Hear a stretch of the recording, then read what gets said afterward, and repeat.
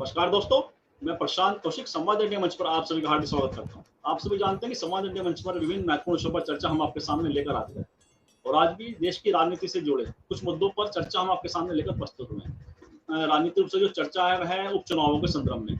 6 राज्यों की 7 विधानसभा सीटों पर आज उपचुनाव हुए, उसके परिणाम भी आए और विभिन्न प्रदेशों से इस तरह के उपचुनाव थे और उसमें खासतौर से जो घोसी का उपचुनाव है उत्तर प्रदेश का विधानसभा का, उसकी बड़ी चर्चा है। आखिर घोसी उपचुनाव की ऐसी क्या विशेषता है कि उसको लेकर तमाम तरह की राजनीतिक गलियारों में चर्चाएं हैं। उसमें समाजवादी पार्टी, हालांकि समाजवादी पार्टी के पास ही वह सीट थी, उनके जो दार्शनिक चौहान जो उसमें विधानसभा चुनाव में जीते थे, उन्होंने बीजेपी ज्वाइन कर ली थी और उन्होंने विधानसभा से इस्तीफा भी दे दिया था। उसके कारण रिक्त हुई सीट पर यह उपचुनाव होता है और उपचुनाव जो प्रतिष्ठा का प्रश्न माना जा रहा था समाजवादी पार्टी और विपक्षी गठबंधन के दृष्टिकोण से, वहीं बीजेपी ने भी इस पूरी ताकत इस सीट पर जीतने के लिए लगाई हुई थी। लेकिन चुनाव परिणाम बता रहे हैं कि घोसी के मतदाताओं ने समाजवादी पार्टी के पक्ष में ही मतदान कर अपना रुख फिर पुनः स्पष्ट रूप से समाजवादी पार्टी विपक्षी खेमे की तरफ दिखा दिया है। इस उपचुनाव के परिणाम के पश्चात उत्तर प्रदेश की राजनीति की दिशा और दशा किस तरह से व्यक्त की गई है, इन सब बातों पर चर्चा करने के लिए हमारे साथ बहुत ही वरिष्ठ पैनल है। हमारे साथ भावेश कुमार जी हैं जो लखनऊ से हमारे साथ जुड़े हुए हैं, उनका मैं बहुत बहुत स्वागत करता हूँ, बहुत बहुत अभिनंदन। बहुत ही वरिष्ठ पत्रकार है भावेश जी। और साथ ही मुकुल त्रिपाठी जी भी हमारे साथ लखनऊ से जुड़े हुए हैं, वह भी बहुत ही वरिष्ठ पत्रकार है और अनेक वर्षों का पत्रकारिता का इन दोनों का अनुभव है। मैं दोनों बहुत बहुत स्वागत करता हूँ, अभिनंदन करता हूँ समाज में और चल शुरुआत सबसे पहले भावेश जी से करता हूँ।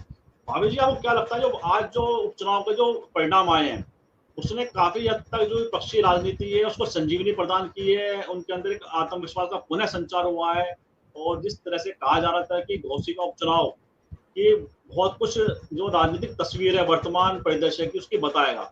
और जहाँ बीजेपी सत्ताधारी पार्टी ने पूरी ताकत अपनी घोसी उपचुनाव में लगाई होती है, अनेक मंत्री उनके घोसी में दौरा करके मतदाताओं को अपना पक्ष में करने का प्रयत्न किया था, उसी प्रकार समाजवादी पार्टी के तमाम बड़े नेता लगातार घोसी में चुनाव प्रचार करते हैं और अच्छे खासे मार्जिन से घोसी उपचुनाव में समाजवादी पार्टी की जीत मिलती। तो ये क्या संकेत है, क्या दर्शाता है भावेश कुमार जी?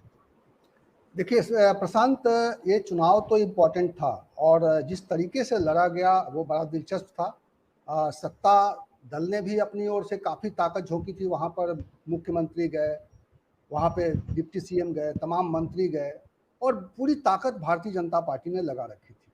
लेकिन समाजवादी पार्टी ने भी प्रतिष्ठा का सवाल बना लिया था और अखिलेश यादव के बारे में कहा जाता था कि वो इस तरह के उपचुनावों को ज़्यादा महत्व नहीं देते हैं। हालांकि मैनपुरी चुनाव में उन्होंने जब उपचुनाव हुए थे मैनपुरी के, तो सब लोगों ने देखा कि किस तरह से उन्होंने मेहनत की और अपने पिता की विरासत वाली सीट को बचाने के लिए किस तरह की मेहनत की। और शायद इस चुनौती को समझते हुए, भारतीय जनता पार्टी की चुनौती को समझते हुए, जिस तरह से अखिलेश यादव और उनकी पूरी टीम ने, शिवपाल यादव तो वहाँ पर बिल्कुल अड्डा मार लिया था उन्होंने। 8 दिन कहा जा रहा है कि वो वहीं पे पड़े हुए थे, वहाँ सब कुछ देख रहे थे। तो समाजवादी पार्टी ने वहाँ पर अपना जो है पूरी ताकत अपनी ओर से लगा दी थी और तमाम तरह के समीकरण जो है वहाँ पर अपने फिट करने शुरू कर दिए थे और उसी का नतीजा है कि ये दिलचस्प नतीजा आया है। और लेकिन इस नतीजे से कई तरह के संकेत आप देख सकते हैं, कई लेयर्स हैं इसके और उन सब लेयर्स को पढ़ना होगा।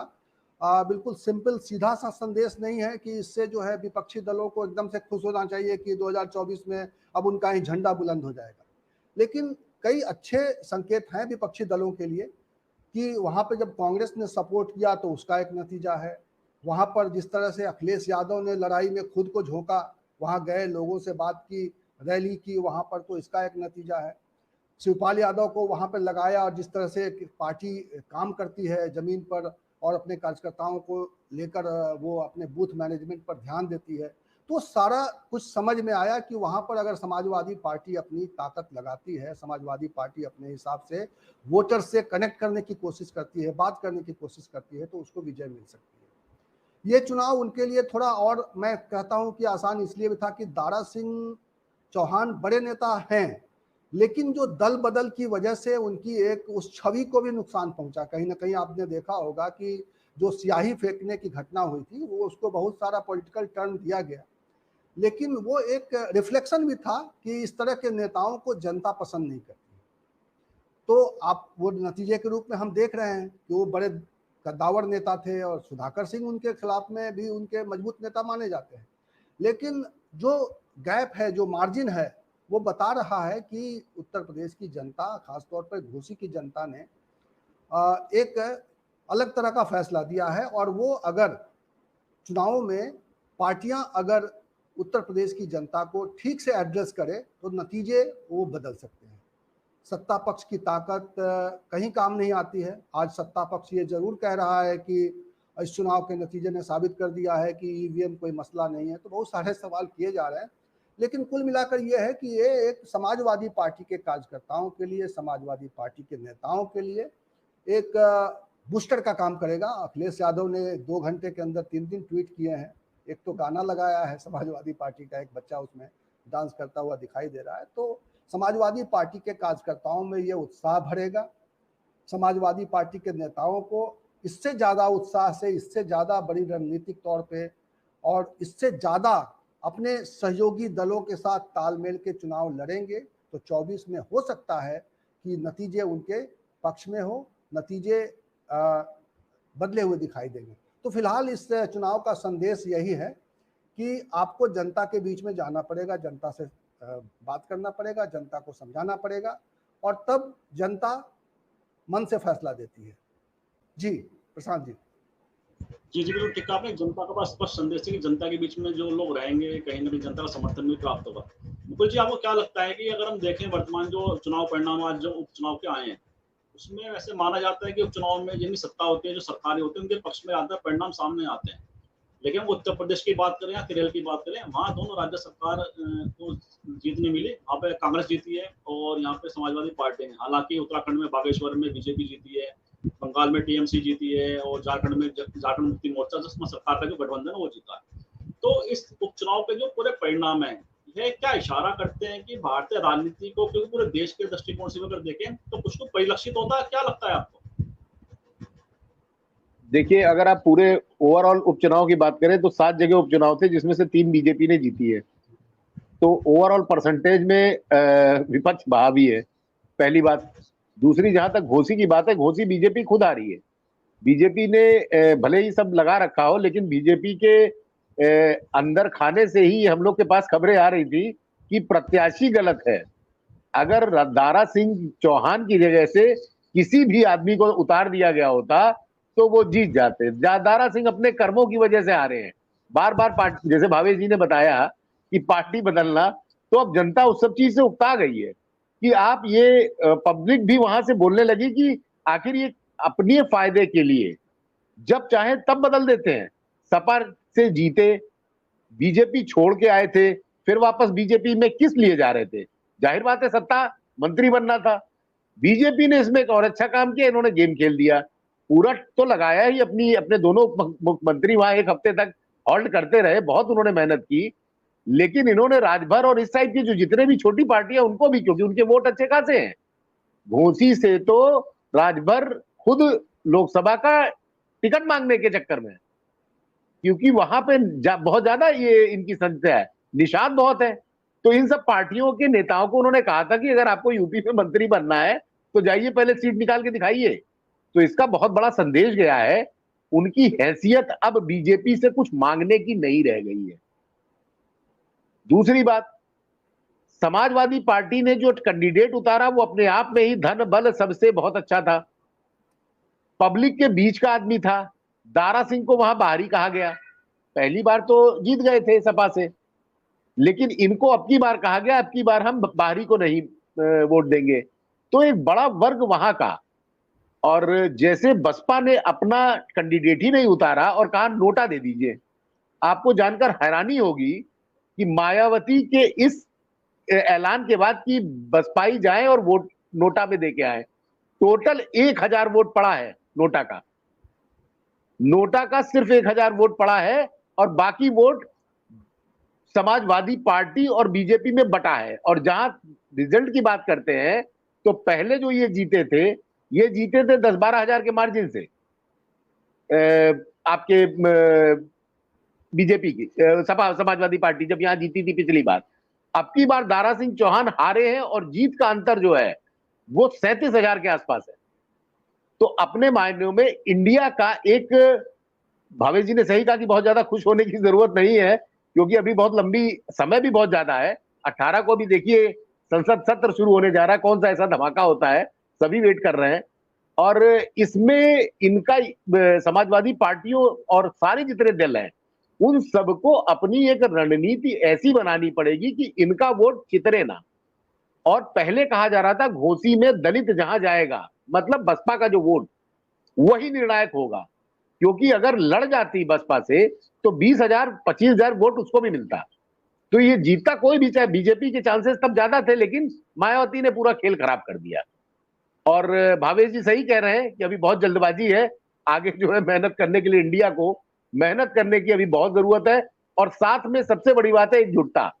जिस तरह से इन्होंने घोसी विजय किया है उसी तरह से इनको 2024 में ऐसे ही अपने अपने पॉकेट्स में जितने भी जिसके वोट हैं उनको एकजुट करके एक साथ एक कैंडिडेट के डालना पड़ेगा, तभी कुछ विजय है। अदरवाइज बीजेपी के पास जो टीम है, जो पैसा है, उसको सब जानते हैं, वो कुछ भी कर सकते हैं। उनके पास प्रधान तक को घोसी भेजा गया था, आप विश्वास करेंगे?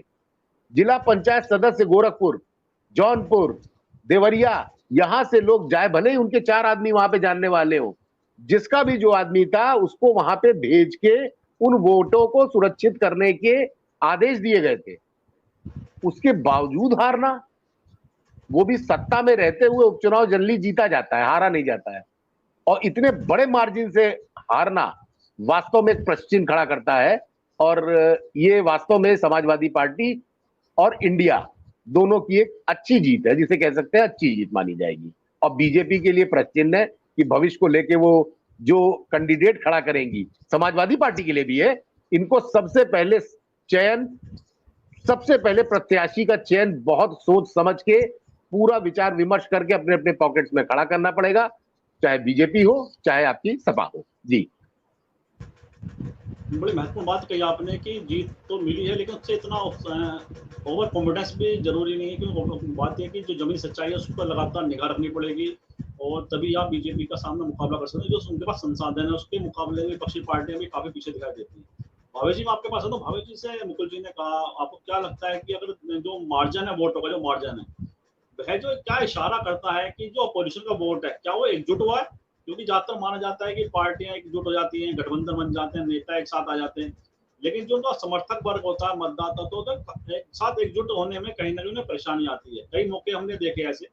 लेकिन जिस तरह से मार्जिन बढ़ा यहाँ पे हार और जीत के बीच में जो अंतर आया है, क्या जैसे मायावती जी की पार्टी ने, जिससे मुकुल जी ने कहा चुनाव नहीं लड़े, क्या बसपा का वोट भी इनके साथ गया, समाजवादी के साथ? और कांग्रेस का जो भी वोट है, चाहे वो कम है कितना है, वो भी क्या समाजवादी पार्टी साथ गया? क्या लगता है आपको पूरे क्वेश्चन के ऊपर देखने का? देखिए, निश्चित रूप से बसपा का रोल जो है चुनाव में आगे आने वाले समय में भी और इस चुनाव में भी एक अलग तरह का रोल है। आप देखिए कि बसपा जो है अब उत्तर प्रदेश में, मैं तो ये मानता था कि उत्तर प्रदेश में 3 बड़ी शक्तियां हैं, बसपा, भाजपा और सपा। लेकिन आप देखिए 22 के चुनाव ने ये साफ कर दिया कि बसपा अब इन दोनों के मुकाबले उतनी बड़ी ताकत नहीं है। मतलब उनकी आधी ताकत उनके पास बची है कि नहीं, इस पर भी सवाल है। तो बसपा अब उतनी बड़ी ताकत नहीं है, इसलिए चुनाव के नतीजे आपको आने वाले समय में बदलते हुए दिखाई देंगे। 24 में मायावती का रोल होगा। मायावती अब तो धीरे धीरे वो साफ करती चली जा रही हैं कि वो गठबंधन की ओर किसी भी हालत में नहीं जाएंगी। जब वो इंडिया की इतनी अब आलोचना कर रही है तो मुझे लगता नहीं है कि अब वो इस गोल में शामिल होंगी, इस गोलबंदी में वो कभी आगे आके, क्योंकि बहुत सारे लोग ये प्रेडिक्ट कर रहे थे कि जब विधानसभा चुनाव हो जाएंगे, ये जो 4-5 राज्यों में विधानसभा के चुनाव होने हैं और उनके जो नतीजे आएंगे, उसके बाद बसपा इंडिया की ओर बढ़ सकती है। लेकिन अब ऐसी कोई संभावना मुझे कम से कम दिखाई नहीं देती है। मुझे लग रहा है कि मायावती ने यह तय कर दिया है कि उनकी राजनीति यही रहेगी, वो बसपा और भाजपा से दूरी बना के रखेंगी। लेकिन उनके बारे में ये परसेप्शन तो बन ही गया है कि वो भाजपा के करीब आ रही हैं और उनकी रणनीति से भाजपा को फायदा होता है। तो वो फायदा वो 24 में भी वो होगा। लेकिन जो सवाल है कि आपका सवाल है कि विपक्षी दलों का वोट एकत्र हुआ है कि नहीं एकता से, क्योंकि पहले हमने देखा कि भाई 19 में समझौता हुआ सपा और बसपा के बीच में, वोटों का एकीकरण नहीं हुआ, उस तरह से वोटों का ट्रांसफर नहीं हुआ, इसलिए मायावती ने ये आरोप लगाते हुए वो समाजवादी पार्टी से अलग हो गई। उसके पहले 17 में कांग्रेस और समाजवादी पार्टी ने साथ में मिलकर चुनाव लड़ा, लेकिन कार्यकर्ता सपोर्ट नहीं मिला और जाहिर है कि जो नतीजा था वो हम सबके सामने था। लेकिन आप सही कह रहे हैं कि घोसी के चुनाव ने थोड़ा संकेत दिया है कि अगर ये पार्टियां मिलकर चुनाव लड़ती हैं, अखिलेश यादव अगर अपने गठबंधन दलों के साथ ईमानदारी के साथ सीट शेयरिंग को लेकर कोई बहुत बड़ा विवाद नहीं खड़ा होता है और एक कॉर्डियल माहौल में अगर कैंडिडेट का चुनाव करते हैं, मुकुल अभी कह रहे थे कि कैंडिडेट का चुनाव बहुत ही इंपॉर्टेंट होगा। निश्चित रूप से सिर्फ एकता इंपॉर्टेंट नहीं होगा, कैंडिडेट का चुनाव भी बहुत इंपॉर्टेंट होगा। लेकिन क्योंकि देखिए भारतीय जनता पार्टी में ये एक उनका एक एज है, उनको एक फायदा है कि वो मोदी के नाम पर उनको वोट मिल जाता है, उनको योगी के नाम पर मिल जाता है। लेकिन समाजवादी पार्टी में अखिलेश के नाम पर सारे सीट नहीं जीते जा सकते, समाजवादी पार्टी में राहुल गांधी के नाम पर सारी सीटें आप नहीं जीत सकते। तो समाजवादी पार्टी और कांग्रेस और बाकी जो इंडिया के घटक दलों का गठबंधन होगा, उनको बहुत ही सोच विचार करके अच्छे उम्मीदवार उतारेंगे और कार्यकर्ताओं के साथ जैसा संपर्क इस वक्त घोसी में दिखाई दे रहा है, जिस तरह की ट्यूनिंग दिखाई दे रही है, अगर उस तरह की ट्यूनिंग रही तो निश्चित रूप से गठबंधन को फायदा हो सकता है और भारतीय जनता पार्टी के लिए बड़ी चुनौती हो सकती है 2024 का चुनाव। क्योंकि अब इस चुनाव के बाद देखिए, अब कोई बड़ा चुनाव तो है नहीं, अब 24 के पहले कोई चुनाव नहीं है और इस चुनाव के नतीजे ने चाहे जो हो एक परसेप्शन क्रिएट किया है कि योगी जी अपनी पूरी ताकत लगा दें, भारतीय जनता पार्टी जो उत्तर प्रदेश में बहुत ही मजबूती के साथ सत्ता में बैठी है, वो अपनी पूरी ताकत झोंक दे, सीट अपने काबू में नहीं कर सकती है, सीट नहीं जीत सकती है। तो ये एक मैसेज चला गया है यहाँ से और ये बहुत बड़ा संकट पैदा करेगा भारतीय जनता पार्टी के लिए 2024 के चुनाव में। परसेप्शन का एक संकट पैदा करेगा कि भारतीय जनता पार्टी जो 2022, 2019 और 2017 में जिस तरह से मजबूत दिखाई दे रही थी, या योगी आदित्यनाथ जिस तरह से वो रणनीति बनाते थे और जमीन पर इसका असर दिखाई देता था कि वो उनकी ताकत से चुनाव जीता जा सकता है, तो वो अब बात रही नहीं। विपक्षी दलों के पास कहने के लिए ये एक मुद्दा रहेगा कि सरकार चाहे कितनी भी ताकतवर हो और सरकार चाहे कितनी भी ताकत लगा दे, विपक्ष अपने हिसाब से रणनीतिक रूप से अगर फैसले सही करेगा और एक कनेक्ट रखेगा, मॉनिटर करेगा, अपने कार्यकर्ताओं के साथ संवाद रखेगा, बूथ तक की मॉनिटरिंग होगी, तो नतीजे पलट सकते हैं। 24 के लिए ये बहुत बड़ा संकेत है। आज मैं राजभर को सुन रहा था, उनसे लोग सवाल कर रहे थे कि आपके बड़बोलेपन की वजह से तो कहीं नहीं हार गए, तो वो सवाल का जवाब नहीं दे पा रहे थे। वो कह रहे थे कि जो कमी है तो वो हम देख लेंगे, उस पर हम विचार करेंगे। तो निश्चित रूप से भारतीय जनता पार्टी को और आत्ममंथन करने की जरूरत है कि उनके नेता बहुत ज्यादा न बोलें। उनके नेता जिस तरह से मोदी जी बहुत बड़े बड़े वादे करके सत्ता में आए और योगी जी आज भी बहुत बड़ी बड़ी बातें करते हैं, कहते हैं कि मैंने प्रदेश की तकदीर बदल दी, प्रदेश का लड़का अब उत्तर प्रदेश से जाता है तो उसको किराए का मकान मिलने में दिक्कत नहीं आती है, उत्तर प्रदेश ने एक नया परसेप्शन बनाया है अपने बारे में, सारी बातें हैं। लेकिन दावे जितने किए जाते हैं, जमीन पर उतने हालात अच्छे नहीं है। शिक्षा का क्या स्तर है, अभी भी उत्तर प्रदेश के लड़के अच्छी ऊंची पढ़ाई के लिए बाहर जा रहे हैं कि नहीं जा रहे हैं? क्या शिक्षा का माहौल यहाँ अच्छा है? क्या स्वास्थ्य का माहौल अच्छा है? क्या आप जो हर बार ये दावा करते हैं कि हमने हर जिले जो है मेडिकल कॉलेज खोल दिए हैं, क्या स्थिति है स्वास्थ्य सेवा की? और क्या स्थिति है रोजगार की? नौजवानों में कितनी निराशा है? उद्योग धंधे कैसे चल रहे हैं? व्यापारी किस तरह से खुशहाल है कि नहीं खुशहाल है? तो ये सारी चीजें हैं, ये सारे सवाल हैं। इन सवालों पर एक बार फिर से भारतीय जनता पार्टी को पुनर्विचार करना पड़ेगा और अपने नेताओं को ज्यादा बोलने से ज्यादा अच्छा है कि जमीन पर काम दिखाई दे। अभी भी उनके पास समय है, अभी भी उनके पास समय है, वो जमीन पर काम करते हुए दिखाई देंगे तो मुझे लगता है कि 24 में अपनी लाज बचा पाएंगे। क्योंकि विपक्ष जिस तरह से एकजुट हो रहा है, जिस तरह से संदेश दे रहा है, जिस तरह की मैसेजिंग हो रही है वोटर्स के बीच में, और ठीक कहा मुकुल ने कि 6 राज्यों में जो 7 सीटों के चुनाव हुए हैं उसमें तो भाई भारतीय जनता पार्टी पिछड़ी हुई दिखाई दे रही ना। जहां जहां गठबंधन के लोग हैं, टीएमसी, पश्चिम बंगाल में टीएमसी ने वापस लिया ना, जेएमएम झारखंड मुक्ति मोर्चा उसने वापसी की है ना, केरल में कांग्रेस ने वो सीट जीती है ना। तो ये पूरे देश में सीपीआई नहीं, केरल में कांग्रेस का मेरे ख्याल से कांग्रेस ने अच्छा, केरल में एक सीपीआई भी। कांग्रेस जीती। हाँ हाँ, हाँ ठीक ठीक। हाँ। और मैं बता रहा हूँ कि उत्तराखंड में और त्रिपुरा की 2 सीटें बीजेपी ने जीती है। तो त्रिपुरा छोटा राज्य है, ठीक है, हम मानते हैं कि मणिपुर में जो है समस्याएं चल रही हैं, उसके बावजूद अगर त्रिपुरा में बीजेपी जीत रही है तो हो सकता है कि पूर्वोत्तर भारत में अभी बीजेपी का उस तरह से क्षरण नहीं हुआ हो। लेकिन ये बहुत बड़ा सिग्नल है भारतीय जनता पार्टी के लिए और बहुत बड़ा संकेत है उत्तर प्रदेश से, जो सबसे बड़ा प्रदेश है और जहां गठबंधन अगर सचमुच बड़ी तैयारी के साथ और बहुत ही तालमेल के साथ, बहुत ही स्वच्छ मन से अगर अखिलेश यादव और राहुल गांधी और तमाम जो दल हैं यहाँ पर जिनकी ताकत है थोड़ी बहुत भी, वो सब मिल के एक मैसेज करेंगे तो निश्चित रूप से आप कह रहे हैं कि ये जो कार्यकर्ताओं का मिलन हो सकता है, वोटरों का इनकी ओर झुकाव हो सकता है, क्योंकि घोषी का ये साफ साफ संकेत है। जी जी जी, बिल्कुल सही आपने कहा कि बहुत सारी बातें आपने कही। मुकुल जी, आपको क्या लगता है जो भावे जी ने जैसे पूरा विश्लेषण किया है कि बीजेपी के लिए भी क्या अलार्मिंग घंटी बज गई है उनके लिए खतरे की, कि उन्हें भी दिखाई देगा कि विपक्षी दल अगर एकजुट हो जाते हैं तो मुकाबला बड़ा मुश्किल वाला, चुनौती वाला उनके लिए भी हो सकता है। तो उसके लिए क्या बीजेपी के अंदर आप सोचते हैं कि बीजेपी के अंदर इस चीज को लेकर किस तरह से वे देख रहे हैं, क्या उनका दृष्टिकोण या रणनीति किस तरह से बदलती दिखाई देगी? देखिए, बीजेपी के पास सिर्फ एक है, डिवाइड एंड रूल। उसके अलावा उनके पास कोई चीज नहीं। किसी भी तरह से ये दल एकजुट ना होने पाए और एक बैनर के नीचे एक प्रत्याशी ना खड़ा करने पाए।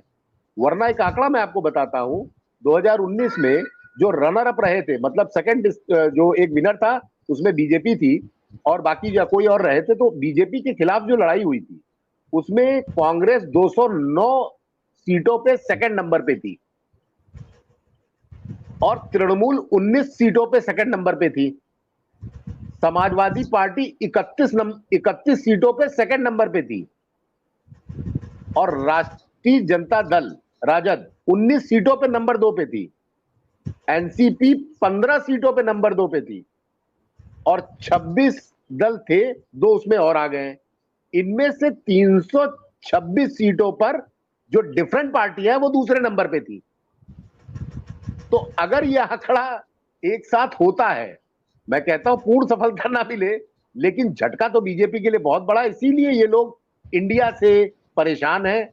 इंडिया भारत में आजकल एक नई जंग आपस में ही शुरू हो गई है कि हमारे घर में अगर नाम किसी का बबलू है और बाहर नाम उसका राजेश है, तो बबलू और राजेश आपस में ही लड़ रहे हैं कि साला नाम कौन सा क्या हम उसको रखें। तो ये सिर्फ जनता को भटकाने की कोशिश है, जबकि सही आंकड़ों में ये जो आपकी टोटल मतलब 326 सीटों पे अगर डायरेक्ट फाइट है, 1 to 1 फाइट है और सारे लोग अगर एक हो सकते, ममता बनर्जी अखिलेश यादव को 10 वोट मिलाते बहुत बड़ी बात है। इसके लिए अखिलेश यादव को ही मेहनत करनी पड़ेगी और अखिलेश यादव वहां जाके कितना दिखलाते हैं वो अखिलेश यादव भी जानते हैं। ये पूरा संगठन जानता है कि ये सारे क्षेत्रीय दल है एक्सेप्ट कांग्रेस। तो इनको इस जीत के बाद और प्लस कर्नाटक की जो जीत है उसमें जाहिर बात है कांग्रेस सबसे ऊपर है आज की डेट में, क्योंकि उनकी अपनी सरकारें बन रही हैं। हरियाणा, कर्नाटक, अभी देखिए इलेक्शन जो आने वाले इसमें और तस्वीर साफ हो जाएगी। तो जहां तक ये प्रधानमंत्री का चेहरा कौन होगा, क्या होगा, ये तो बात की बात है, लेकिन कांग्रेस की सबसे अहम भूमिका हो जाएगी। सारे दल इसके बैनर के नीचे आ जाएंगे, क्योंकि जीत भाई होता ना, उगते सूरज को सब सलाम करते हैं। वो कलकत्ता से तो कोई जा नहीं रहा, ममता बनर्जी तो कहीं जा नहीं रही लड़ने, बहुत जाती है तो नॉर्थ ईस्ट के 1-2 उसमें जाती है, वो भी उनके जितने विधायक थे सब टूट के चले गए। सिर्फ इंडिया में लड़ने के लिए कांग्रेस ही एक है जिसके बैनर के नीचे सब लोग आए हैं, तो लग रहा है कि हाँ एक मजबूत गठबंधन है। तो कांग्रेस को अब सोचना पड़ेगा कि इन दलों को अपने अपने क्षेत्रों में, अब कांग्रेस आके कहे कि हमें लखनऊ की सीट दे दीजिए और जौनपुर की दे दीजिए, जहां उसके 3000-4000 वोट भी नहीं मिलेंगे, जहां जमानतें जब्त होती है, तो इनको इसी जो मैंने आपको डाटा दिया, इसी डाटा पे ही इनको, चूंकि काम चल रहा होगा, जाहिर बात है हम लोग तो एक डिस्कशन कर रहे हैं, लेकिन इनके अभी अपनी एक टीम है, वो सेकंड जो रनर अप है उन्हीं को ही देंगे जो पहले बात भी हो चुकी है। उस पर मेहनत करके सारे दलों को, जो जैसे किसी जिले का अगर कोई एक लोकसभा में 6 पार्टी अगर साथ में है तो उनके जिला अध्यक्षों को एक साथ बैठा के, ये अपने आप में बहुत टेढ़ी खीर होगी। बीजेपी इसको होने नहीं देगी। साम दाम दंड भेद, पिछले मैंने आपके डिबेट में कहा था कि छत्तीसगढ़ में टीम जाके रुक चुकी है और उसके आप 5वें दिन 6ठे दिन देखिएगा, उसके बाद रेड पड़ी थी, ईडी की रेड, ईडी की पूरी टीम। जब ये सुप्रीम कोर्ट का डिसीजन आया था उनका कि इनको अभी टाइम दिया जा रहा है, उसी के बाद आपको याद होगा मैंने कहा था कि ईडी की टीम रायपुर में हॉल्ट कर चुकी है, और उसी के बाद फिर देखिए होने लगा। तो अभी वक्त देखिए, अभी इन लोगों के पास बहुत, बीजेपी के पास बेसिकली, क्योंकि सबसे ज्यादा संसाधन बीजेपी के पास है, ये लोग तो बहुत उनके नीचे हैं, लेकिन जिन राज्यों में सरकार है ये अपने राज्य में ही मेहनत करें, बाहर जाने की जरूरत नहीं है। और सीटों पे अगर उम्मीदवार अच्छे उतारते हैं तो निश्चित रूप से बीजेपी को बहुत बड़ा सेटबैक लगेगा, और हो सकता है इनकी सीटें फिर कम हो जाए, और कम चांसेस जैसे हैं लग रहा है, लेकिन इकट्ठा रहे इसकी गारंटी नहीं है, क्योंकि मोदी जी और अमित शाह इनको एकजुट नहीं रहने देंगे, इनको तोड़ेंगे। पहले इकट्ठे हो जाएं, फिर अभी बहुत टाइम है, ये तो इनके यहाँ तो एक हफ्ते में ही सारा खेल खत्म हो जाता है। तो पार्टी बची रहे, सारी पार्टियां एकजुट रहे, ये सबसे बड़ी टेढ़ी कीर है आज की डेट में। और ये अगर लगे रहते हैं, सब लोग एक साथ रहते हैं, तो ये इनके लिए बहुत बड़ी विजय होगी। जी बिल्कुल ठीक कहा आपने कि एक कम से स्मार्ट तरीके से विपक्ष को काम करना पड़ेगा, और ऐसे कैंडिडेट देने पड़ेंगे जो मतदाताओं के कहीं ना कहीं आकर्षित तरीके से प्रभावित कर सके। भावेश जी, आपको क्या लगता है जो घोसी का उपचुनाव है, ये जो बीजेपी की अंदरूनी राजनीति, जो कहा जाता है कि प्रदेश और सेंट्रल के अंदर कहीं ना कहीं वह समन्वयता की कमी है उन दोनों के अंदर, जो प्रदेश नेतृत्व और राष्ट्रीय नेतृत्व है, तो घोसी का उपचुनाव क्या वो दूरियां और बढ़ाएगा? क्या महसूस होता है आपको? देखिए, ये जो आप सवाल पूछ रहे हैं, मुझे आज मैंने देखा कई पत्रकारों के ट्वीट थे कि योगी जी ने, मतलब इशारा ये था कि योगी जी की टीम, चूंकि ये सब जो लोग ज्वाइन कर रहे हैं ना, ये सब दिल्ली दरबार से ज्वाइन करके आ रहे हैं। ओम प्रकाश राजभर भी अब जब जिन्होंने बीजेपी ज्वाइन नहीं की थी तब यही कहते थे ना कि मैं यहाँ वालों पर भरोसा नहीं करता, लखनऊ वालों पर ये भरोसा नहीं करते। ये सब पहले दिल्ली में जाके अमित शाह के दरबार में वहाँ पर हाजिरी लगाते हैं, वहाँ से जब ओके हो जाते हैं तो वो आते हैं और यहाँ पे आके वो ज्वाइन कर लेते हैं। तो ये दारा सिंह हो या ओम प्रकाश राजभर हो, सब ये दिल्ली दरबार से जुड़े हुए लोग हैं। तो एक कसमकस तो है कहीं ना कहीं, और ये कोई नया नहीं है भारतीय जनता पार्टी के अंदर। तो जो पहले से पुराने लोग थे, आपको याद होगा कि 2022 के चुनाव से पहले सेंट्रल लीडरशिप को, BL संतोष वगैरह को कितना बैठ के यहाँ इन सबको मेल मुलाकात करवाना पड़ा था। डिप्टी सीएम और सीएम के बीच में संवादहीनता थी, केशव प्रसाद मौर्य और योगी आदित्यनाथ के बीच में कितने डिफरेंसेस थे, और जब एक साथ आए थे तो कितनी बड़ी खबर बनी थी। तो ये डिफरेंसेस तो हैं, पार्टी के अंदर हैं, और जो नए लोग आ रहे हैं उनके साथ उनका समायोजन ढंग से हो नहीं रहा है। और इसीलिए आप देख रहे हैं कि मंत्रिपरिषद में विस्तार नहीं हुआ। जब ओम प्रकाश राजभर ने ज्वाइन किया तब विस्तार नहीं हुआ, और मुकुल ठीक कह रहे थे कि पहले इन लोगों को एक चैलेंज दिया गया कि ये टास्क पूरा करो फिर आओ मेरे पास, है ना, और इस टास्क में तो फेल हो गए या फेल कर दिए गए, जो भी मान लीजिए। अब ये कहने में थोड़ा ठीक नहीं लगता है कि अगर इतने मंत्री, इतने डिप्टी सीएम सबकी प्रतिष्ठा दांव पे लगा के खुद मुख्यमंत्री अगर न जाते तो मैं मान लेता कि योगी आदित्यनाथ और सब मिलके सीनियर लीडरशिप षड्यंत्र कर रही थी। अब हारने के बाद कुछ बहाना तो चाहिए होता है ना। तो हारने के बाद लोग बोलते हैं कि भाई ये पार्टी में कुछ गड़बड़ थी, अंदर में अंदरूनी कुछ तालमेल नहीं था, या जानबूझ के हरवाया गया ताकि वो क्लेम न करें कि मिनिस्ट्री उनको चाहिए। तो ये सारी बातें की जाती हैं, लेकिन सच्चाई ये है कि भारतीय जनता पार्टी ने पूरा जोर लगाया, पूरे मंत्रिपरिषद ने जोर लगाया, डिप्टी सीएम ने जोर लगाया, और सीएम साहब भी वहाँ गए थे, हैं, कई तरह की बातें करके आए थे, और बावजूद इसके वहाँ पे हार जाना उनके लिए बहुत बड़ा संदेश है। और इस संदेश को अगर पूरी भारतीय जनता पार्टी नहीं पढ़ पाएगी, और इस संदेश को, जिस आंकड़ों की बात कर रहे हैं मुकुल, ये देखिए टोटल आंकड़ा जो ये गठबंधन जो बना है, इंडिया गठबंधन, इसका एक अरिथमेटिक है। अरिथमेटिक ये है कि 326 सीटों पर जो लोग दूसरे नंबर पर रहे थे वो नॉन बीजेपी के लोग हैं जो इस गठबंधन में शामिल है। यानी अगर वो कॉम्बिनेशन रहा और वो ट्यूनिंग रही और अच्छे कैंडिडेट सामने आए तो भारतीय जनता पार्टी के लिए करो या मरो, या कहिए कि हार जाने वाली स्थिति पैदा हो जाएगी। और ये सारे सवाल भुला दिए जाएंगे कि इनके पास कोई लीडर नहीं है, तो इनके पास कोई ऐसा चेहरा नहीं है, इनके पास मुद्दा नहीं है, ये धार्मिक रूप से ये सब बिखरे हुए हैं, ये हिंदुत्व का अपमान करते हैं, ये सारे सवाल भूल जाएंगे हवा में। ये मुद्दे जो है जमीन पर काम करते हैं, लेकिन चुनाव का अंक गणित भी होता है और चुनाव का रसायन शास्त्र केमिस्ट्री होती है। तो अगर इंडिया की केमिस्ट्री जैसी अभी तक ठीक चल रही है, आप देखिए ना कि जब पटना की बैठक हुई, उसके बाद बेंगलुरु की बैठक हुई और जो मुंबई की बैठक के बाद जो संदेश दिया गया, उसके बाद कोई बहुत बड़ा कंट्राडिक्शन अभी तक निकल के सामने नहीं आ रहा है। ये आगे निकलेगा ये हम नहीं कह सकते। जैसे अभी आपको देख रहे हैं कि स्टालिन के बेटे ने जिस तरह का बयान दे दिया, उसको लेकर बाकी सब चुप हैं या कोई इस तरह की कंट्रोवर्सी नहीं चल रही। तो ये सारे सवाल हैं और ये भी सवाल है कि भारतीय जनता पार्टी के पास बहुत अकूत ताकत है, पैसे की ताकत है, सत्ता की ताकत है, ईडी और सीबीआई और तमाम तरह की ताकत है। तो उस ताकत से अगर दलों को तोड़ना चाहेंगे तो वो तोड़ते रहे हैं, उनका इतिहास है। महाराष्ट्र में देखिए, कहाँ देखिए, हर जगह देख सकते हैं, जहां जहां उनको देखना हो उन्होंने तोड़ने की कोशिश की है। लेकिन जब संजोग बन जाता है, जब ये योग बन जाता है और विपक्षी दलों के बीच में ये गठबंधन अगर ये बहुत ही मैच्योर हुआ, एक बैठक और हुई तो उसके बाद जैसे अब वो कह रहे हैं ना कि मुंबई बैठक के बाद उन्होंने 3 बड़े फैसले ले लिए हैं। एक तो ये कि वो अब जनता के बीच में जाने के लिए तैयार हैं, जाएंगे। सीट शेयरिंग को लेकर बातचीत चल रही है उनकी, अब बातचीत शुरू हो गई। उसके लिए कोई वो प्रेस कॉन्फ्रेंस नहीं करेंगे अभी सब आंकड़ेबाजी चल रही होगी ना कि कौन कहाँ किसको क्या कर सकते हैं। और पहले से ही एक तय था कि कांग्रेस के पास 200 सीटें रहेंगी पूरे भारत में, क्योंकि वो आंकड़ा भी सपोर्ट करता है। और आप देखिए कांग्रेस कौन है इस वक्त, कांग्रेस वो है जिसने अपनी ओर से गठबंधन के लिए प्रयास नहीं किया। 2014 से पहले भारतीय जनता पार्टी दोस्त चुन रहे थे, लेकिन 2024 से पहले कांग्रेस अपने दोस्त नहीं चुन रही थी। ये सारी पार्टियां मिलकर कांग्रेस के पास गई हैं नीतीश कुमार के रास्ते से कि अब हम आपके साथ मिलकर इस लड़ाई को लड़ना चाहते हैं।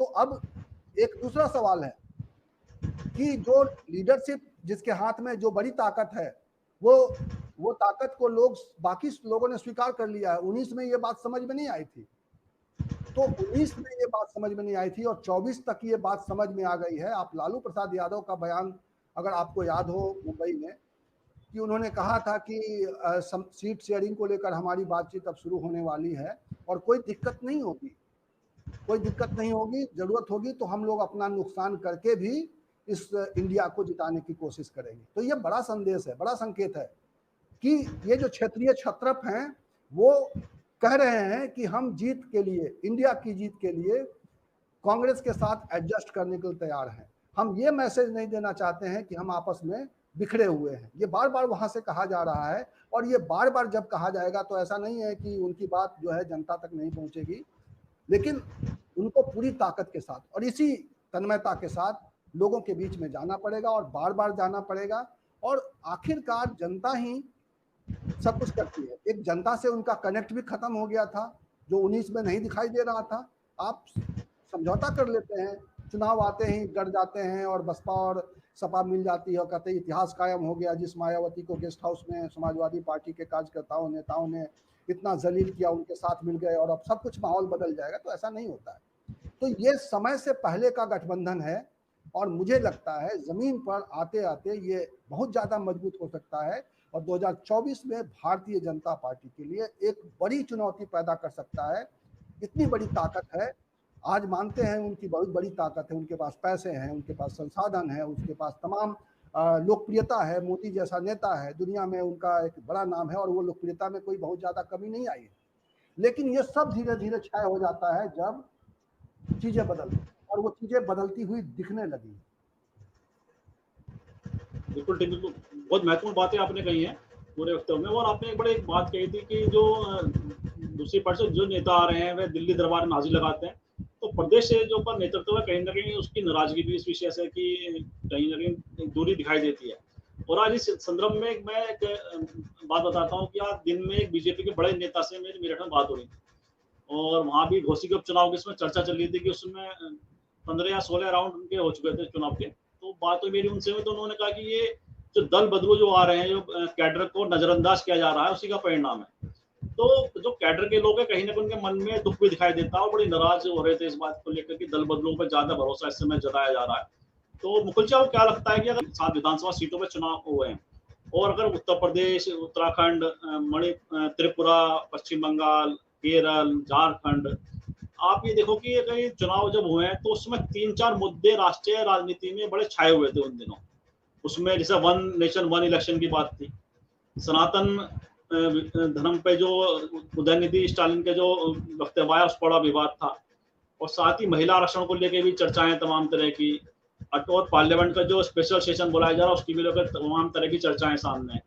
G20 समिट होने जा रही है, तो इस तरह 4-5 जो बड़े मुद्दे थे वह भी उस दौरान चर्चा में आ चुके थे पूरी तरह से। उसके बावजूद 3 सीटों पर विधानसभा में उपचुनाव में बीजेपी जीती, 4 में अपोजिशन पार्टी जीतती है। तो क्या जो मुद्दे बनाए जा रहे हैं राष्ट्रीय राजनीति के हिसाब से वह कहीं भी आम आदमी को उसमें प्रभावित नहीं कर रहे हैं?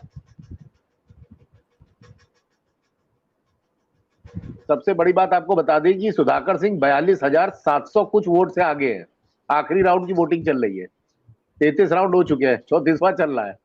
आप ये बताइए, भावे जी बैठे हैं, बहुत अनुभव है इनको भी, 42,000 वोट का अंतर आप जीत हार में 1,24,000 पाए हैं सुधाकर सिंह, 81-82,000 पाए हैं आपके बीजेपी।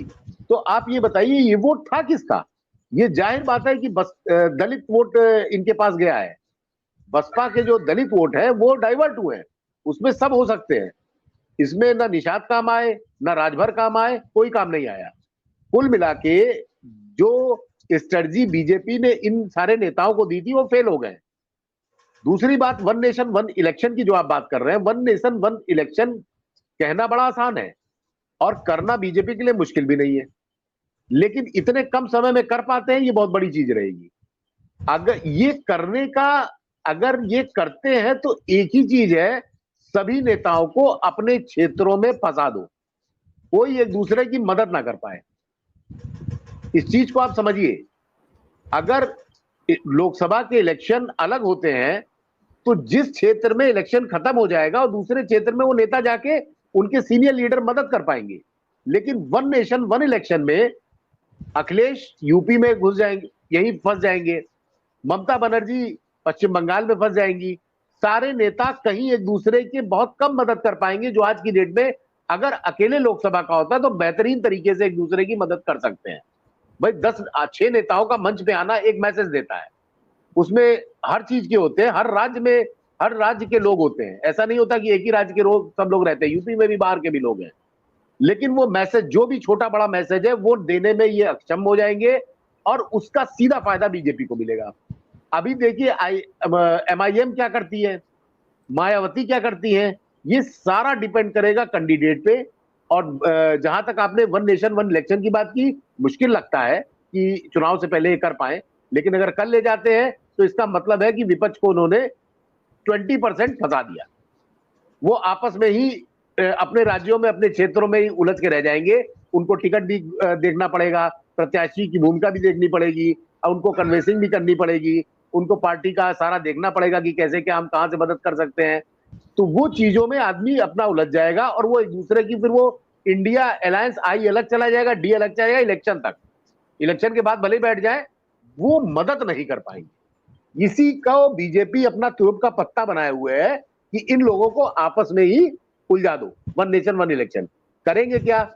ये हरियाणा में कह सकते हैं विड्रॉ कर लो, गवर्नमेंट विड्रॉ कर सकते हैं, MP में कह देंगे विड्रॉ कर लो। तो अब आप बताइए, 5-6 राज्य तो हो ही गए, 6 राज्य plus Lok Sabha, one nation one election कर सकते हैं। लेकिन इसका अगर उल्टा असर पड़ा तब बीजेपी समझ लीजिए 2 नहीं 4-5 फाड़ में बढ़ जाएगी, क्योंकि ऐसा नहीं कि ऊपर तक सब खुश हैं, इनके अंदर भी एक जो डिक्टेटरशिप वाली चीज है उसमें बड़े बड़े नेता परेशान है। कोई अपने आप सूचना मंत्री का काम कोई और कर रहा है, प्रेस कॉन्फ्रेंस, दुग्ध का कोई और दे रहा है, आप नगर विकास का मंत्री अपना डिपार्टमेंट नहीं बोल पा रहा, कोई और बोल रहा है। ये पहली बार ऐसा हुआ है कि दूसरे डिपार्टमेंट का मंत्री दूसरे डिपार्टमेंट के मंत्री की पीसी कर रहा है। तो ये चीजें पब्लिक में मैसेज जा चुकी है, और नो डाउट महंगाई और 200 रुपए कम सिलेंडर या इस टाइप की जो चीजें हैं, ये काफी हद तक जो एक बीजेपी के बिल्कुल फेवर में है, वो तो जिसे हम लोग अंधभक्त कहते हैं, तो अंधभक्त जो है वो तो मानेंगे ही नहीं, वो तो कहते हैं 500 रुपए पेट्रोल हो जाए तो भी ले लेंगे। आपने कई देखा होगा, कई ऐसे लोग हैं। लेकिन वास्तव में वही लोग जब घर जाते हैं तो अपनी सब्जी खरीद के जो लाते हैं उस दाली खाते हैं, कितनी महंगी क्यों ले आए। पेट्रोल भी आदमी देख के खर्च करता है आज की डेट में कि जहां जरूरत है वहां जाओ, वरना फालतू फंड में मत जाओ। तो कुल मिला के पब्लिक पे असर पड़ रहा है और 4 सीटों पे जीत इंडिया के लिए प्लस प्लस सिचुएशन है। और बीजेपी को आप वापस मंथन करना पड़ेगा कि और कैसे महंगाई कम की जाए। और ये जो घोसी का इलेक्शन हुआ है, इसमें भावेश जी 2 मिनट के लिए कट गए थे। भावेश जी, मेरा कहना था कि दलित वोट सपा को गया है, तभी 42,000 वोट से, ये 42,700 वोट से वो 34वें राउंड में अब आ गए। तो 42,000 वोट का इंक्रीज बहुत बड़ा मैसेज देता है कि यानी कि पब्लिक बिल्कुल हराने के चक्कर में पड़ी थी और किसी कीमत पे दारा सिंह चौहान को जीतने नहीं देना चाह रही थी। बतौर प्रत्याशी बीजेपी से नफरत भले ही ना हो, लेकिन प्रत्याशी से नफरत सामने आती। जी जी जी जी जी काउंट में आते हैं। मैं अपनी जो मुकुल कह रहे हैं प्रशांत, मैं अब उसमें अपनी बात जोड़ देता हूं। मुझे लगता है कि अब मुझे थोड़ा आप इजाजत दे दीजिएगा। देखिए, जो इस बार का चुनाव था, ये समझ लीजिए कि घोसी चुनाव लोकल मुद्दे थे और वो बड़े गंभीर रूप से थे। और बसपा का जो सवाल कह रहे हैं मुकुल भाई, ऐसा नहीं हो सकता कि कोई पार्टी का कार्यकर्ता जो है किसी का जर खरीद गुलाम हो जाए। और बसपा में जिस तरह से फैसले हो रहे हैं, जिस तरह से लोग निकाले जा रहे हैं, भाई पार्टी में कार्यकर्ता कौन होते हैं? अपने नेता से जुड़े होते हैं। आप लगातार जब नेताओं को बाहर करते जाएंगे, बाहर का दरवाजा दिखाते जाएंगे, तो उनके जो समर्थक हैं, उनके जो कार्यकर्ता हैं, जो वो सब तो मायावती के दरबार में सबकी पहुंच नहीं है। कोई रामाचल राजभर को जानता है, कोई स्वामी प्रसाद मौर्य को जानता है, कोई किसी और को जानता है।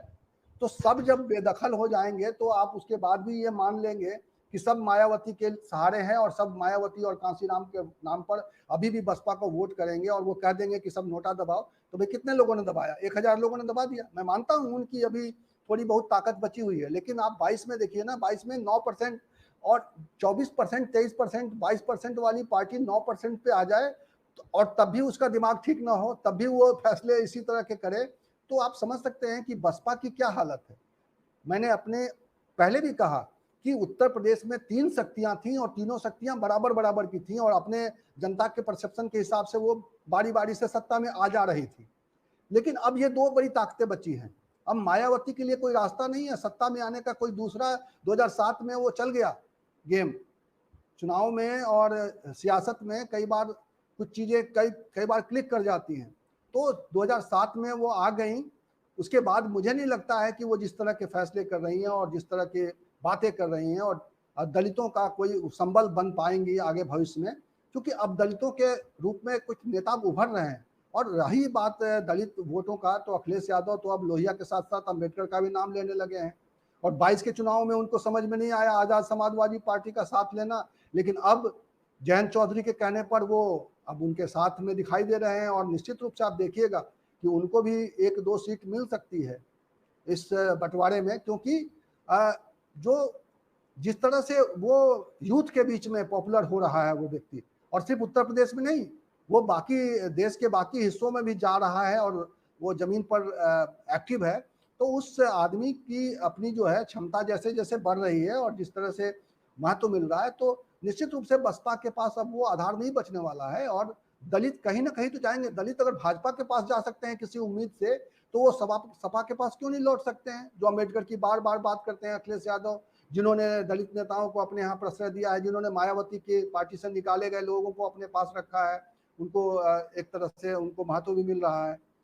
तो ये सारे इक्वेशंस जो हैं आने वाले चुनाव में, 2024 के चुनाव में धीरे धीरे जनता इसको वो क्या कहते हैं, इसको डिकोड करेगी कि अब मौजूदा हालात क्या हैं और इस हालात में हमारा फैसला क्या होना चाहिए। तो जनता भी अपना एक्सपेरिमेंट करती है ना, तो जनता मुझे लगता है 24 में एक्सपेरिमेंट करेगी और इन नेताओं को बताने की जरूरत नहीं पड़ेगी। इन नेताओं को अपना बस दिखाना है कि उनकी ईमानदारी, उनका जो उनके बीच में तालमेल है, वो उसमें कहीं कोई खटास नहीं है, किसी तरह की खटास नहीं है।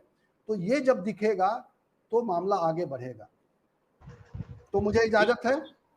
बस एक प्रश्न और एक प्रश्न और जोड़ता हूँ इसी आपके साथ में कि जो जैसे आपने कहा कि बसपा का जो वोट है वो समाजवादी पार्टी की जाने की बात इस चुनाव को देखते हुए आ रही है, जो इसमें इस तरह के चुनावी जो वोट प्रतिशत उनका बढ़ा समाजवादी पार्टी का। अगर हम बात करें पिछले कुछ दिनों से चर्चाएं संविधान को लेकर, कि संविधान भी बदला जा सकता है, संविधान में बदलाव किया जा सकता है, और साथ ही इंडिया और भारत, क्योंकि कहा जाता है कि एक चर्चा ये भी कि भाई बाबा साहब अम्बेडकर का बड़ा एक इंडिया नाम पे बड़ा जोर था उनका उस समय संविधान सभा की जब बहस हो रही थी। तो ये जो मैसेज है पब्लिक में, जो मैसेज जा रहा है, जो बसपा का कैडर है, जो दलित वोट है, क्या उन्हें लगता है कि बाबा साहब की जो विरासत पे कहीं ना कहीं कमजोर किया जा रहा है, उसको इसलिए है डाइवर्ट हो रहा है विपक्ष की तरफ वोटर को? देखिए, बाबा साहब की विरासत को डाइवर्ट नहीं किया जा रहा, लेकिन ये पिछड़ी जातियों को, जो पीडीए की बात कर रहे हैं अखिलेश यादव, और बिहार से भी एक अभी एक शुरुआत होने वाली है 5 नवंबर को, वो भीम संसद करने जा रहे हैं। और पहले तो वो उत्तर प्रदेश में, बिहार में करेंगे। वहाँ के जो पिछड़ों को, दलितों को और निचले तबके को, वंचित वर्ग को बताएंगे कि ये भारतीय जनता पार्टी आपका आरक्षण खा जाएगी, ये भारतीय जनता पार्टी आपके संविधान को संविधान नहीं रहने देगी। तो ये मैसेज वहाँ से शुरू होगा। और यहाँ भी बात हो ही रही है कि भाई ये सब मिलके एक साथ आ जाओ। जातीय जनगणना की बात कौन कर रहा है? अखिलेश यादव कर रहे हैं, राहुल गांधी कर रहे हैं, और बाकी तमाम जो इंडिया के गठबंधन कर रहे हैं। तो ये जो पिछड़ा तबका है, उनके साथ जुड़ा हुआ दलित है, ये सब धीरे धीरे जब इन्हें मैसेजिंग होगी ना, तो सब एकजुट होंगे। और ये जिस तरह से 2092 में ये जो मंडल की राजनीति थी, उसको खत्म करने के लिए कमंडल लाया गया। आप समझिए, कमंडल की राजनीति को खत्म करने के लिए आरक्षण और ये पीडीए और ये सारी चीजें जो है धीरे धीरे तैयार हो रही हैं। आधार बन रहा है कि भाई आप मंडल, हाथ में कमंडल तो थाम लिया आपने, लेकिन आपको मिला क्या? अब 10 सालों में जो मिला है दलितों को, 10 सालों में जो पिछड़ों को मिला, मोदी जी कह के आए थे कि हम चाय वाले के लड़के हैं और हमने चाय बेची है, हमने संघर्ष किया है, लेकिन देश के चाय वालों का, गरीब गुरबों का क्या हुआ? तो ये सवाल धीरे धीरे प्रमुख होता जा रहा है कि बातें तो बहुत हो रही हैं, लेकिन जमीन पर उनको उतारा नहीं जा रहा है। जब वो सवाल पूछा जाता है तो दूसरा जवाब दिया जाता है कि भाई मोदी जी तो दुनिया के सबसे लोकप्रिय नेता है, मोदी जी तो इस देश को बदल देंगे, मोदी जी तो इस देश को विश्व गुरु बना देंगे, मोदी जी इस देश की 5वीं अर्थव्यवस्था बना देंगे। तो 5वीं अर्थव्यवस्था कोई मोदी जी अपने बूते नहीं बना देंगे। अगर उदारीकरण का दौर ना शुरू हुआ होता पीवी नरसिम्हा राव के दौर में, और उसके बाद उसको जारी ना रखा जाता मनमोहन सिंह की सरकार में, तो क्या कर लेते? क्या वो जहां तक पहुंची है, आर्थिक रूप से भारत पहुंचा है, उससे मोदी जी के पास कोई जादू की छड़ी है क्या? हिमालय के पर्वत में जो वहाँ जहाँ साधना करते हुए बताए जाते हैं, वहां से कुछ लेके आए थे क्या कि वो जादू की छड़ी चलाएंगे और 5वें नंबर पर पहुंच जाएंगे? तो ये सारी बातें जो है, जब वक्त खराब होता है ना, तो मुझे लगता है सारी बातें उल्टी पड़ती हैं, और वो भारतीय जनता पार्टी के लिए ये सारी चीजें जो है भारी पड़ रही हैं। उनको अपना संवाद ठीक करना पड़ेगा एक पार्टी के रूप में। उनकी वक़्त तभी बची रहेगी, उनकी साख तभी बची रहेगी जब वो सेंसिबल बात करेंगे, क्योंकि देश की जनता ने उनको प्यार तो बहुत दिया, उनको माथे पर तो बहुत बिठाया, और एक बार नहीं 2 बार बिठाया है। लेकिन देश की जनता तो ये भी देख रही नहीं कि उसको मिला क्या। बहुत सारे भाई इन्हीं लोगों में से ना चुन के, वो ऐसा तो है नहीं कि जो भक्त, जिनकी भक्त की बात करते हैं, सिर्फ उन भक्तों ने जिता दिया। भाई कांग्रेस को वोट करने वाले भी उन्हें वोट करने लगे, बसपा को वोट करने वाले भी उन्हें वोट करने लगे, तृणमूल कांग्रेस को वोट करने वाले भी, बाकी पार्टियों को वोट करने वाले भी उनको वोट करने लगे। तो तभी तो उनको इतने प्रतिशत वोट मिले, तभी तो उनकी इतनी सीटें मिली। तो ये तो पाकिस्तान से या किसी दूसरे मुल्क से आके वोट तो उनको मिला नहीं था। तो इसी देश के लोग बदल गए थे, उन्होंने एक्सपेरिमेंट किया, वो एक्सपेरिमेंट नाकाम होने जा रहा है। उसमें जनता की बातें सुनी नहीं गई, और ये समझ में आ रहा है लोगों को धीरे धीरे। और ये हम सब का काम भी है कि जो आदमी कुछ और कह के सत्ता में आए और कुछ और करने लगे, देश का ढांचा बदलने लगे, हिंदू मुस्लिम सिख ईसाई का ये देश हम बचपन से पढ़ते आए हैं, उस देश की पूरी तासीर को बदलने की आप कोशिश कर रहे हैं, उस देश में विभाजन लाने की कोशिश कर रहे हैं। आज क्या कह रहे थे एक संजय निषाद, घुसी में पाकिस्तान ढूंढ रहा था बंदा, वो आपका मंत्री है, क्या हुआ? उसको बयान चल रहा है, सोशल मीडिया पर वायरल हो रहा है, किसी बड़े नेता का बयान आया कि आप ऐसी बातें नहीं कर सकते। ये ऐसी बातों को प्रोत्साहन दिया जाता है। तो ये जो समाज को तोड़ने वाले लोग हैं, इनके साथ वो तो सत्ता के लिए उनको बर्दाश्त कर सकते हैं, जनता बर्दाश्त नहीं कर सकती है। जनता इन सब को सबक सिखाएगी, जनता तमाम बड़बोले नेताओं को सबक सिखाएगी। बड़ी बड़ी बातें करते थे ये ओम प्रकाश राजभर, मैं तो उनमें बहुत बड़ा नेता देखता था, बहुत ईमानदार नेता देखता था, क्योंकि वो जमीन का बंदा दिखाई देता था। लेकिन जिस तरीके से वो पासा पलट रहे हैं सत्ता के लिए, मुझमें वो एक लालची और लोभी नेता दिखाई देने लगा। भाई वो लालू यादव जैसा नेता मुझे दिखाई दे रहा था कि वो चाहेगा अगर वो थोड़ा धीरज हो उस आदमी के अंदर में, तो अपनी अपनी वक्त पे वो अपनी पहचान बना लेगा, क्योंकि वो जमीन से जुड़ा हुआ नेता है और खड़ी खड़ी बातें कर रहा है। लेकिन खड़ी खड़ी बातें करते करते आप बिल्कुल खड़े खड़े लोगों को धोखा देने लग जाएंगे, तो जनता इतनी बेवकूफ नहीं है आप मुल्क बना लेते हो, लेकिन मुझे नहीं लगता है कि ये सब सिक्का ज्यादा दिन चलता है। ये सिक्का जो है फ्लॉप होने वाली स्थिति में आ गया है। चलिए, बहुत बहुत शुक्रिया आपका प्रशांत जी। बहुत धन्यवाद आपका, आपने समय दिया, बहुत धन्यवाद इसका, क्योंकि आपका बड़ा बिजी शेड्यूल था, उसके बावजूद भी आपने हमारा आग्रह स्वीकार किया। मैं धन्यवाद व्यक्त करता हूँ आपका। चलिए, धन्यवाद। और मैं मुकुल जी के पास कार्यक्रम मंत्री में मुकुल जी पूरी चर्चा रही और आपने सभी ने बड़ा उसका विश्लेषण सार्थक रूप से किया है। तो कार्यक्रम में अंतिम प्रश्न यही है कि जो दल बदलों की बात आई सामने कि दारा सिंह चौहान पहले समाजवादी पार्टी में आते हैं, फिर दोबारा से बीजेपी में चले जाते हैं, विधायक बनते हैं, इस्तीफा देते हैं और चुनाव होता है उसमें वे हार जाते हैं। वहीं ओम प्रकाश राजभर की जिस तरह से उनकी जो राजनीतिक गतिविधि रही है, कभी किसी के साथ गठबंधन, कभी किसी के साथ इस तरह की इधर उधर आना जाना, तो क्या राजनीतिक नेताओं की विश्वसनीयता वह खुद ही कम कर रहे हैं राजनीतिक नेता अपनी इस तरह की जो कार्यशैली है उनकी राजनीतिक रूप से?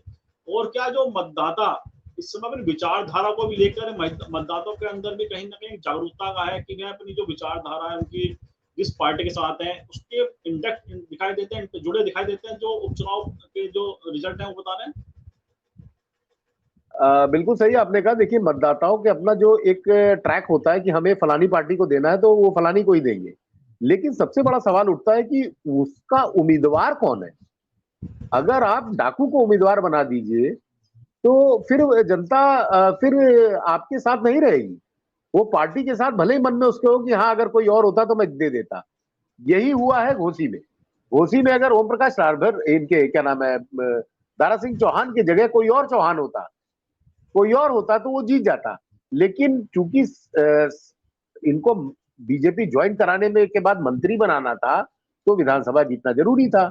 अब इनको लड़ाया गया तो इनके लिए सारे लोग जितने भी निषाद राजभर जितने भी आप बड़े नेताओं की बात कर रहे हैं, इनकी दुकान समझ लीजिए ताला नहीं लगा है, बाकी शटर गिर गया है। अब ये किसी हैसियत में नहीं है कि हम कुछ मांग सके, क्योंकि अगर यही दो वोट इनका आ गया होता तो आज दारा सिंह चौहान जीत गए होते। अच्छा खासा वोट है वहां पे। दलितों का तो हम कहते हैं दलित तो बीजेपी के साथ था, क्योंकि 81,000 और 1,24,000 मायने रखता है दोनों में। अभी तो चल ही रहा है, 2-4-5,000 और बढ़ जाएगा या कम हो जाएगा जो भी होगा, लेकिन 40,000 वोट मायने रखता है। 40,000 से अच्छी जीत मानी जाती है विधानसभा में। तो इसको तो बीजेपी को आत्ममंथन करना पड़ेगा कि किस तरह के लोगों को ले। एक बार बीजेपी छोड़ के जो चला गया उसको जो, और वो भी कई बातें सुना के गया, उसने बहुत बड़े बयान दिए, समाजवादी पार्टी के साथ खड़े होके मंच पे बोला कि मैं इनको जीतने नहीं दूंगा, नेस्तानाबूद कर दूंगा, ये कर दूंगा, वो कर दूंगा। आप उनके बयान निकाल लीजिए।